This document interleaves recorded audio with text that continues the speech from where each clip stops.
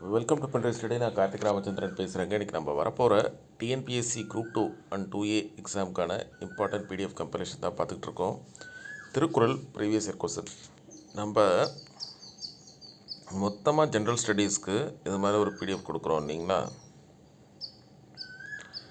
இதில் திருக்குறள் மட்டும் நிறைய பேர் கேட்டிருந்தீங்க. ஏன்னா திருக்குறள் இன்னும் ஒரு கன்ஃபியூஷனை ஏற்படுத்திக்கிட்டே இருக்குது. அதனால் நமக்கு வேலை கிடைக்காம போயிடுமோ.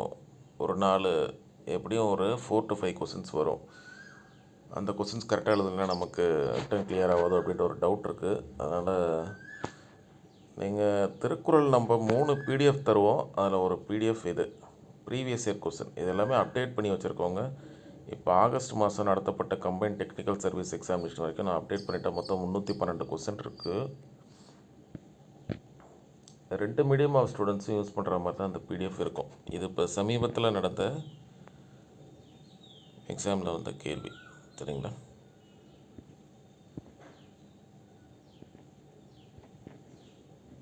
அறத்துப்பாலில் எத்தனை குறள் அப்படின்னு கூட கேட்டிருக்காங்க பாருங்கள்.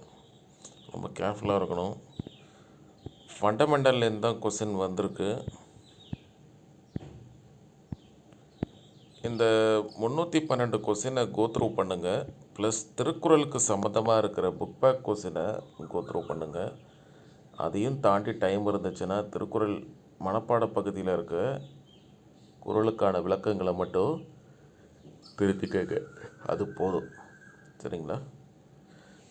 We will meet in next class. Thank you.